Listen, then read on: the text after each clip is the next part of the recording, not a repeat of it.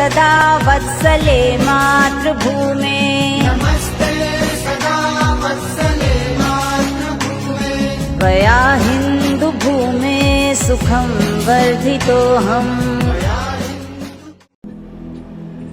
आज 19 अगस्त दिन शुक्रवार हमारे हिंदुस्तान के 135 करोड़ नगर निवासियों को, माताओं बहनों व बुजुर्गों व बच्चों को हार्दिक अभिनंदन वंदन करता हूँ। और मैं आज कृष्ण जन्माष्टमी की उपलक्ष्य में सभी नगर निवासियों को हार्दिक शुभकामनाओं के साथ बहुत बहुत बधाई देता हूँ, बहुत बहुत बधाई देता हूँ। आगे मैं यही कहना चाहूँगा, बाल लीला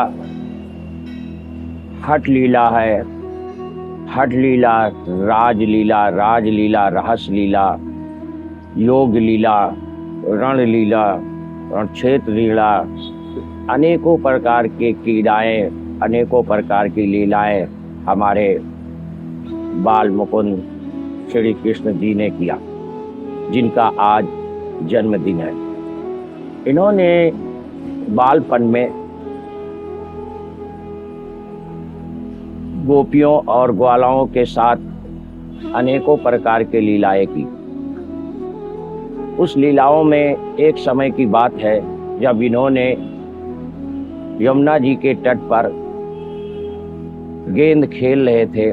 गेंद खेलते खेलते खेलते खेलते और सभी लोगों को बारी बारी गेंद खेलने को मिला, लेकिन सुदामा जी को न मिलने के कारण उन्होंने हठ किया कि मुझे गेंद खेलने के लिए जल्दी मेरी पारी नहीं आती है और मुझे दिया जाए।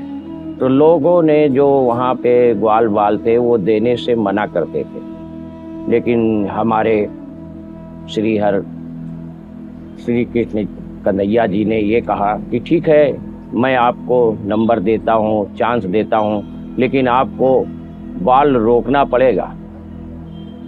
उन्होंने बाल उधर से फेंका और वो बाल आकाशगामी होते हुए और जा करके कालिया दाह में गिर गए। लोगों ने कहा देखो, इसीलिए मैं कह रहा था कि इनका नंबर नहीं होना चाहिए और ये रोक नहीं पाएंगे, और देखो नहीं रोक पाए, जा करके वहाँ गिर गया। तो जितने भी ग्वालबान थे, कोई कह रहा है ये गेंद कौन लाएगा, कैसे आएगा, अब ये गेंद चाहिए, नहीं खेल बंद हो जाएगा। लेकिन हमारे भोले भाले कृष्ण कन्हैया, उनको तो लीलाएं करनी थी, क्योंकि बिना कोई चांस के, बिना कोई कारण के तो कोई लीला हो नहीं सकता है। तो उनको एक मौका मिल गया। उन्होंने ठीक है ठीक है, आपके मंत्री और आप हमको आपने महामंत्री बना रखा है तो हम ला करके देंगे। उन्होंने तुरंत कदम के बीच पे चढ़े तो सभी लोगों ने रोकने की कोशिश की, लेकिन उन्होंने कहा नहीं नहीं, बॉल मैं ला करके दूंगा, और उन्होंने छलांग लगा दी कालिया दाह में। पूरी मथुरा नगरी की जितनी भी जनता थी वहां आकर के उस मालिक से प्रार्थना करने लगे।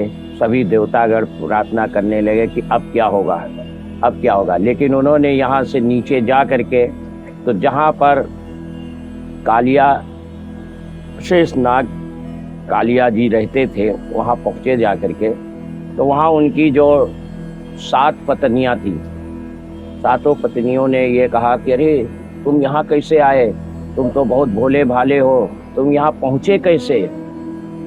उन्होंने कहा तो मैं तो चला आया और मेरी बाल चली आई है, इसलिए बाल लेने के लिए मैं आया।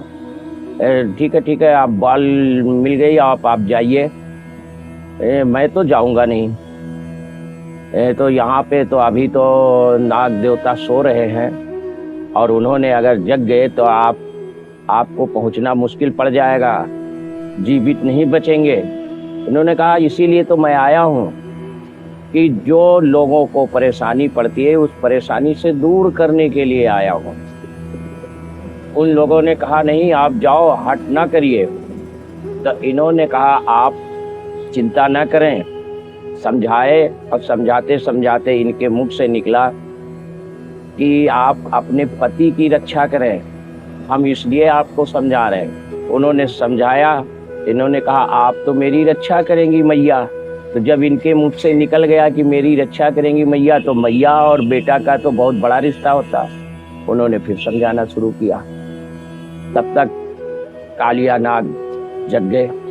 जगने के बाद उन्होंने फुफकार मारी। फुफकार मारने के बाद आपस में वार्तालाप हुई, हट की।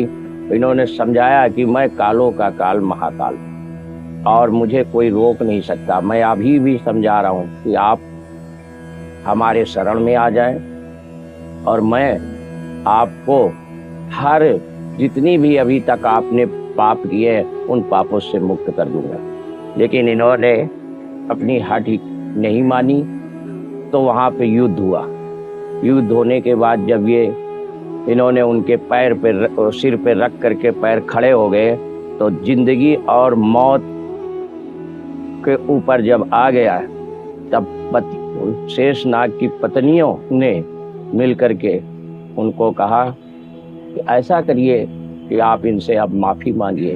श्री हरि नारायण हैं, ये नारायण हैं, इनसे माफ़ी मांगना पड़ेगा। तो उन्होंने त्राहिमाम करके जब शरण में आए तो उन्होंने कहा देखिए ठीक है, मैं हर पापों से मुक्त करे दे रहा हूँ, लेकिन जैसे आप यहाँ आए हैं, हमारे यहाँ आए हैं, यमुना जी में आए हैं, तो आप इस यमुना को छोड़ करके चले जाएं।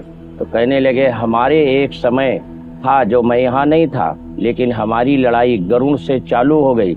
मैं उनसे बचने के लिए यहाँ आकर के मैंने शरण लिया था। इन्होंने कहा कि ऐसा है, आप यहाँ से हिमालय चले जाएं।